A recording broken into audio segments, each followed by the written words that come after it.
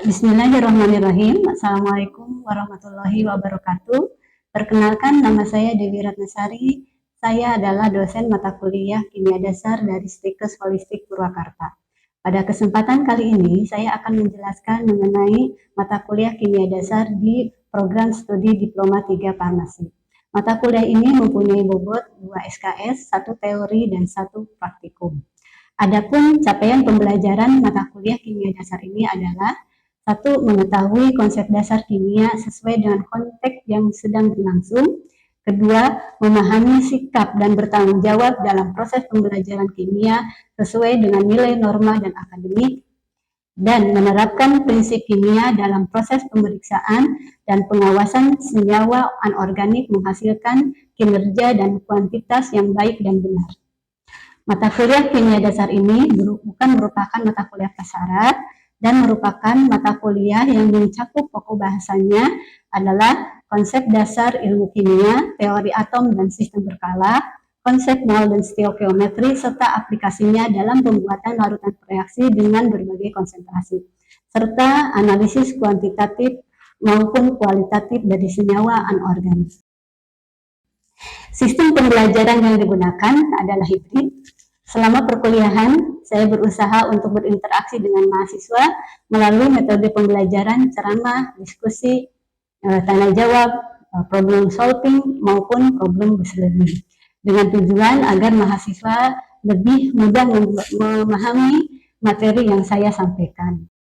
Selain itu juga saya memberikan kuis sebagai pemberian tugas kepada mahasiswa. Kemudian untuk memudahkan mengajar, saya menyiapkan slide presentasi, PowerPoint, PPT Voice, kemudian juga video pembelajaran dan modul untuk praktikum. Berikut ini saya tampilkan dokumentasi pembelajaran pada mata kuliah Kimia Dasar dengan pokok bahasan titrasi alkalimetri. Selamat menyaksikan. Ya. Assalamualaikum warahmatullahi wabarakatuh. Waalaikumsalam warahmatullahi wabarakatuh. Suara Ibu terdengar jelas? Terdengar, Bu. Ya, alhamdulillah kita ketemu lagi ya dalam mata kuliah Kimia Dasar. Pada hari ini kita akan sama-sama berdiskusi ya mengenai titrasi alkalimetri. Namun sebelum kita mulai pembelajaran, mari kita berdoa dulu ya. Mudah-mudahan kuliah hari ini kita berkah dan barokah. Berdoa dimulai. Selesai. Ibu absen terlebih dahulu. Ada Eli, Nurlela, Alia, Fitri, Sabrina, Paldi, Murni, sama Lutan. Udah hadir semua ya? Ya. Jadi tadi bahwa pada hari ini kita akan sama-sama mempelajari dan berdiskusi ya mengenai titrasi alkalimetri. Perlu kalian ketahui bahwa capaian dari mata kuliah ini yaitu nanti diharapkan kalian mampu menyebutkan, menjelaskan, dan menerapkan prinsip kimia dalam proses pemeriksaan dan pengawasan senyawa anorganik, menghasilkan kinerja dan kuantitas yang baik dan terukur, serta bertanggung jawab terhadap hasil pekerjaan yang dikerjakan secara mandiri. Ya kan?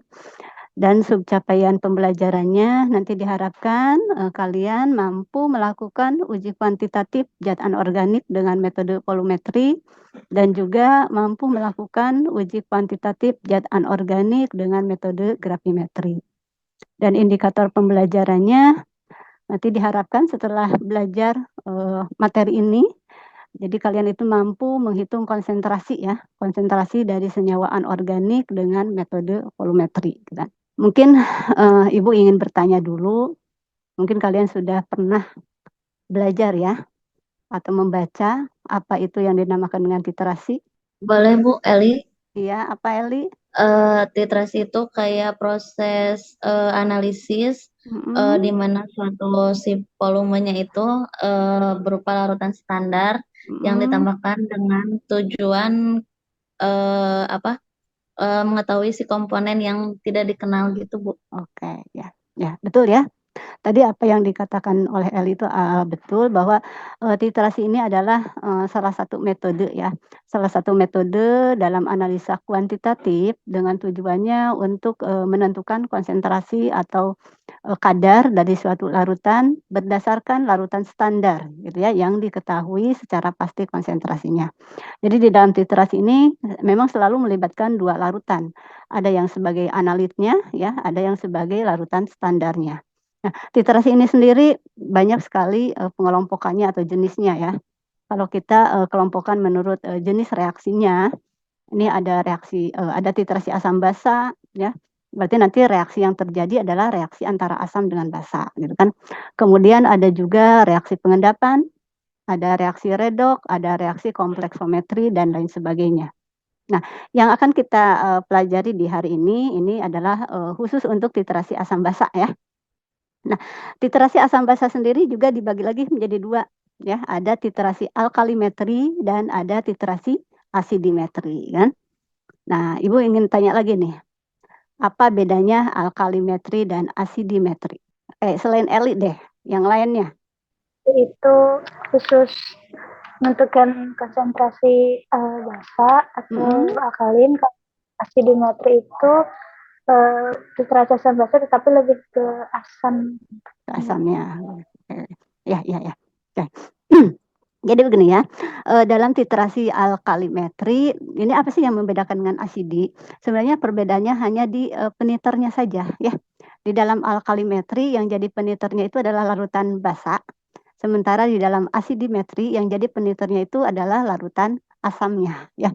Kalau peniter berarti kan yang kita masukkan di dalam buret ya, kalian sudah kenal buret ya, sudah pernah Ibu mengenalkan apa itu namanya buret gitu ya. Nah itu sebenarnya, simpel saja ya, jadi perbedaannya hanya di jenis peniternya saja. Oke, kita lanjutkan. Pernah lihat produk ini? Sering ya? Sering banyak. Bahkan mungkin kita sering, menggunakan juga ya di rumah ya, ada ya. Nah, apa sih yang, mungkin terbesit di pikiran kalian ketika membaca kemasan di suatu produk ini atau suatu produk, sediaan farmasi ya. Ini kan salah satu dari, contoh sediaan farmasi yang ada ya, ada di pasaran. Apa kira-kira yang ada dalam pikiran kalian? Komposisi dan kegunaannya. Komposisi dan kegunaannya. Kemudian yang lainnya? Oke. Mungkin tadi ya, komposisi itu berarti nanti berhubungan dengan zat aktif dan berapa kandungannya, berapa banyak gitu kan ya. Kemudian juga mungkin ada yang lain itu, berapa sih di sini kan ada berapa persen ya, yang kandungannya zat aktifnya itu gitu kan. Sehingga mungkin, ada juga yang bertanya dan itu bagaimana cara menentukannya, gitu kan. Sampai ditahukan di sini ada tertulis ya di etiketnya itu asam salisilat, nah asam salisikum 2%. Artinya bahwa kandungan asam salisilat sebagai zat aktif di dalam sediaan ini adalah 2%. Nah yang jadi pertanyaan nih, bagaimana cara menentukan supaya tahu bahwa kandungannya ini 2% gitu kan ya? Nah, ini sebenarnya bukan hanya di dalam, bedak, banyak kita di makanan juga kan ada ya, ada di bagian belakangnya biasanya tertulis komposisinya.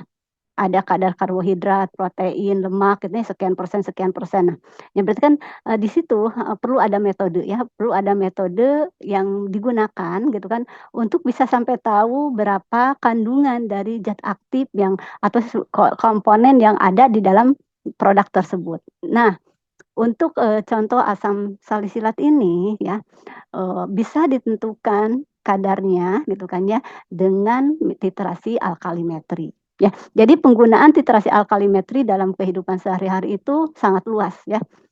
Pada prinsipnya titrasi alkalimetri atau asidimetri adalah mentitrasi zat atau menghitung kadar konsentrasi suatu zat yang sifatnya asam atau sifatnya basa, gitu ya. Dan itu, apa namanya, banyak sekali, aplikasinya ya, intinya asam atau basa gitu kan ya. Nah, untuk, menentukan ya, Ibu ambil contoh ya, ini untuk menentukan kadar asam salisilat dengan metode titrasi alkalimetri, ini ada 3 tahapan.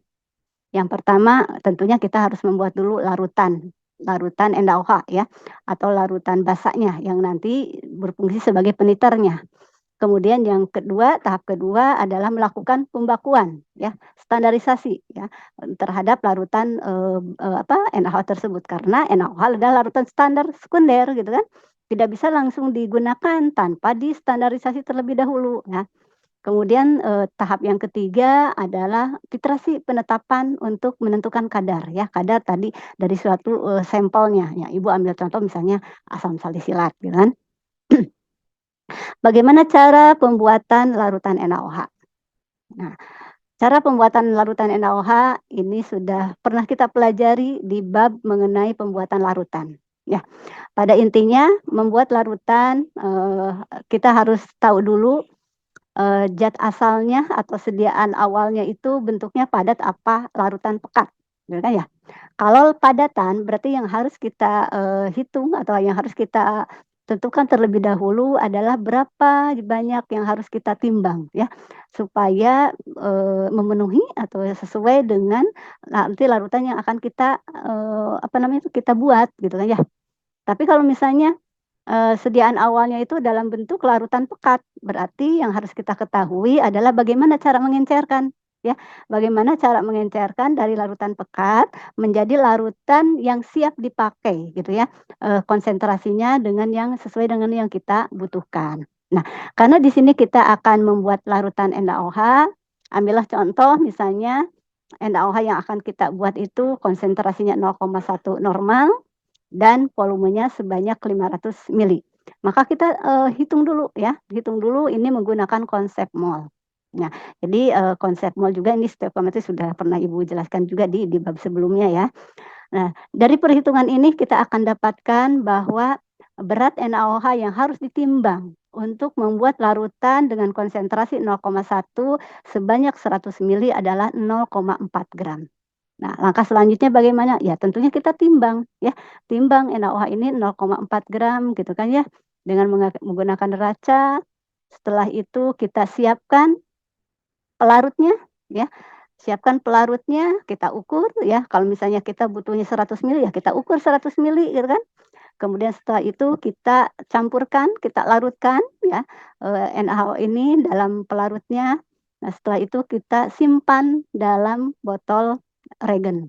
Jangan lupa kasih etiket ya, kemudian kasih nama larutannya, konsentrasinya, dan tanggal pembuatannya. Begitu ya? Oke.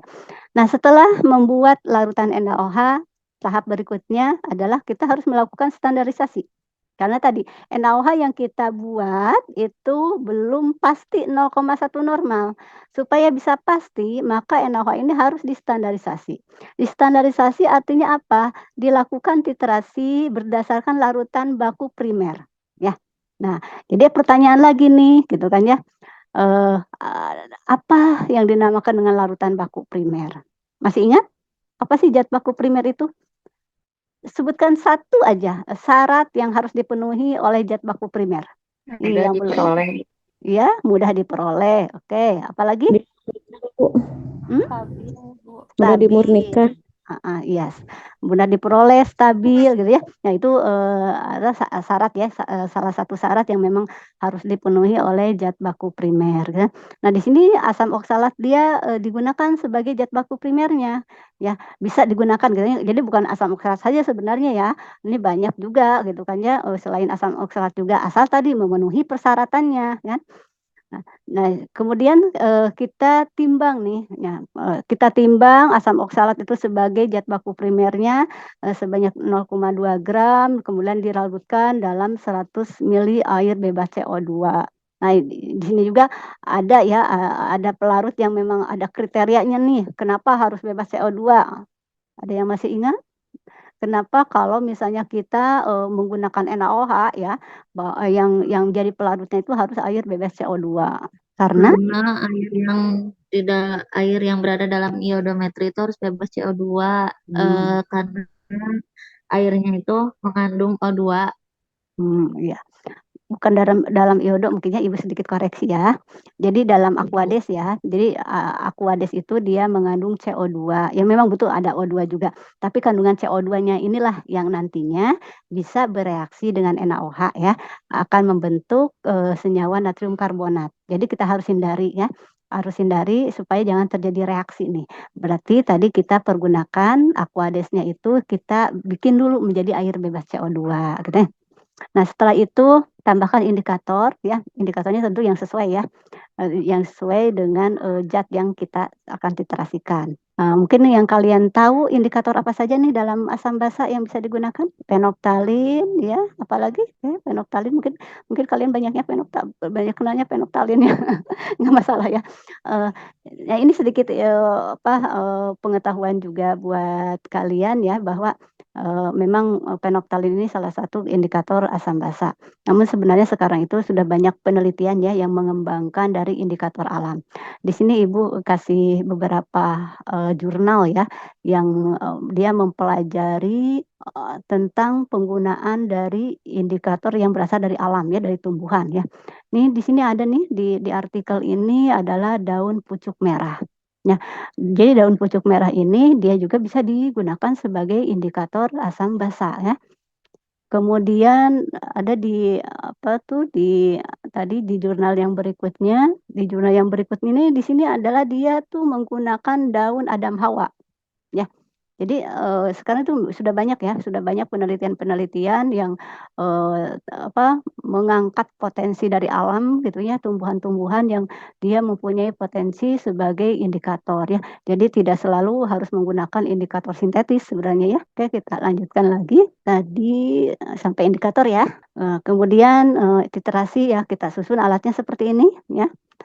Ada buret yang diisi oleh larutan NaOH, ya karena kan kita titrasinya ada alkalimetri tadi ya, bahwa NaOH inilah yang sebagai peniternya. Kemudian, ini labu Erlenmeyer diisi oleh larutan asam atau larutan yang akan kita titrasi. Di sini berarti dalam kasus ini diisinya adalah asam oksalat ya dengan indikator. Kalau kita menggunakan indikator penoptalin berarti tambahkan di sini indikator penoptalin ya. Titrasi kemudian dilakukan sampai kapan? Sampai terjadi perubahan warna, ya. Perubahan warna ini, untuk penoptalin itu perubahan warnanya dari tidak berwarna menjadi warna merah muda. Kemudian titrasi diulangi sampai konstan. Jadi titrasi nggak bisa satu kali ya, titrasi itu harus diulangi beberapa kali sehingga nanti dapatkan data yang konstan, yang tetap, gitu kan. Nah setelah selesai kita, melakukan titrasi, tentunya tahap berikutnya kita harus menghitung, ya. Harus menghitung berapa, konsentrasi NaOH yang kita peroleh, gitu ya. Nah, untuk menghitung konsentrasi, konsep awal yang harus kalian kuasai adalah persamaan reaksinya. Karena dari persamaan reaksi inilah nantinya bisa diturunkan untuk, menghitung. Kalau dari persamaan reaksinya salah, maka nanti perhitungannya bisa salah juga, gitu kan. Nah, di sini, untuk menghitung konsentrasi NaOH, kalian bisa masukkan ke dalam persamaan ini ya, bahwa konsentrasi NaOH itu sama dengan berat asam oksalat dibagi dengan mR-nya dikali 2 dikalikan volume NaOH. Volume NaOH yang mana? Volume yang tadi, titrasinya ya. Sampai terjadi perubahan warna itu membutuhkan berapa mili NaOH-nya. Nah, di sini ya. Terus angka 2 ini dari mana? Angka 2 ini menunjukkan perbandingan koefisien antara NaOH dengan asam oksalat ya. Di sini perbandingannya 2:1, maka di sini dikalikanlah 2 gitu kan ya. Sampai sini ada mau yang bertanya dulu atau kita lanjut ya nanti, pertanyaannya disimpan di akhir ya. Ibu selesaikan dulu materinya. Tahap selanjutnya kita bisa mengaplikasikan gitu kan ya NaOH yang sudah distandarisasi ini untuk menetapkan kadar suatu senyawa. Tadi Ibu ambil contoh di sini adalah penetapan dari asam salisilat ya. Apa yang harus kita lakukan? Berarti yang pertama kita timbang sampel sediaan obatnya, kemudian setelah itu larutkan. Kalau di asam salisilat ini pelarutnya etanol, karena asam salisilat tidak larut dalam Aquades ya, maka kita tambahkan etanol sebagai pelarutnya. Kemudian tambahkan indikator yang sesuai, kemudian titrasi dengan larutan NaOH yang sudah distandarisasi, lakukan titrasi, ini juga nggak boleh satu kali ya, minimal 2 kali ya kalau titrasi itu. Kemudian setelah itu kita, hitung kembali berapa kadar asam salisilat yang diperoleh. Ini persamaan reaksinya ya, persamaan reaksi antara, asam salisilat dengan NaOH. Asam salisilat dengan NaOH ini mempunyai perbandingan molnya itu 1:1. Karena perbandingan molnya 1:1, maka ya berat ekivalen asam oksalat itu sama dengan berat molekul asam oksalatnya, kan. Nah, setelah, selesai, titrasinya, tahap berikutnya kita menghitung kembali, ya, menghitung berapa kadar asam salisilat tadi yang diperoleh. Nah, ini kalian bisa masukkan nih ke persamaan ini ya. Jadi untuk menghitung kadar asam salisilat ini adalah konsentrasi NaOH dikalikan dengan volume NaOH ya, dikalikan dengan, mR-nya asam, salisilat dibagi dengan berat sampel yang kita timbang, gitu kan, kemudian dikalikanlah 100%. Gitu ya untuk perhitungan asam salisilatnya. Oke, mungkin ada pertanyaan dulu dari kalian silahkan. Bu, izin bertanya. Iya? Tadi kan untuk indikatornya itu bisa menggunakan dari bahan alami. Apakah semua bahan alami itu bisa dijadikan untuk indikator, Bu, atau menentukannya bagaimana ya, Bu? Ya. Tentunya kalau misalnya, apa namanya itu, suatu bahan alam gitu ya, apakah bisa dijadikan sebagai indikator atau tidak, ya, tidak semua, ya, tidak semua tapi yang bagaimana gitu ya. Yaitu, suatu tanaman yang dia mempunyai kalau ini untuk indikator asam basa ya, yang dia mempunyai warna yang berbeda pada saat, ketika suasana asam dan suasana basa. Jadi harus mempunyai warna yang beda, ya. Itu kita bisa cek terlebih dahulu ya, kita bisa uji coba dulu di lab gitu kan ya. Kita ambil ya, misalnya kita mau tahu nih tanaman ini dia punya potensi nggak gitu ya sebagai indikator alam. Kita sediakan larutan asam basa, ya kita buat ekstraknya tuh apa namanya tuh, si tanaman tersebut dibuat ekstraknya ya, setelah dibuat ekstrak kita teteskan ke asam atau kita teteskan ke basa. Lihat warnanya beda nggak? Kalau warnanya berbeda, itu berarti, salah satu ciri bahwa dia bisa dijadikan sebagai indikator asam basa. Karena pada intinya ya, indikator asam basa itu adalah yang bagaimana, yang punya perbedaan warna. Karena kan nanti titik akhir ditentukan oleh perubahan warna, gitu kan ya. Jadi perubahan warna inilah yang menjadikan dasar bahwa, titik akhir titrasi itu bisa ditentukan, gitu ya. Jadi memang, sebelumnya harus ada uji coba dulu ya, harus ada penelitian dulu gitu kan ya, apakah tanaman ini punya potensi sebagai indikator alami atau tidak, gitu kan. Begitu ya Sabrina ya? Bu, terima kasih. Mungkin ada yang lain juga pertanyaan? Ibu izin bertanya. Mhm. Kan kalau misalkan kita pakai indikator penoptalin itu titik akhirnya berwarna merah muda ya, Bu. Mhm. Nah, kalau misalkan kita menggunakan indikator yang lain, titik akhirnya warnanya akan merah muda atau berbeda? Oke. Tentunya nanti perubahan warna akan tergantung pada jenis indikatornya, ya. Ada metil merah. Metil merah itu bukan menjadi merah muda ya, dia asalnya kuning ya, dia akan berubah menjadi merah. Nah, tapi warna merahnya memang berbeda ya, peralihannya akan terlihat beda ya. Kalau fenolftalin kan dari tidak berwarna menjadi merah, berarti nantinya kan peralihannya adalah warna merah muda gitu kan ya. Tapi kalau dari kuning menjadi merah, warna peralihannya warna apa? Berarti campuran antara kuning dengan merah ya, di warna oranye jingga gitu kan ya. Jadi tadi warna itu nggak sama, ya. Warna itu tidak sama karena setiap indikator itu punya karakteristik ya, punya warna yang apa, yang khas gitu ya, punya yang khas gitu ya. Jadi kalau misalnya kalian, nanti titrasi menggunakan warnanya bukan indikator fenolftalin ya jelas warnanya pun bisa berbeda gitu kan ya. Makanya kan nggak boleh buta warna ya, yang kuliah di jurusan farmasi nggak boleh buta warna ya, karena nanti banyak bermain warna kita ya. Mungkin, ya apa namanya itu, kalau tidak ada pertanyaan lagi karena ini, waktunya juga sudah tinggal sedikit lagi ya, mungkin di ini, ada soal nih, silakan kalian kerjakan.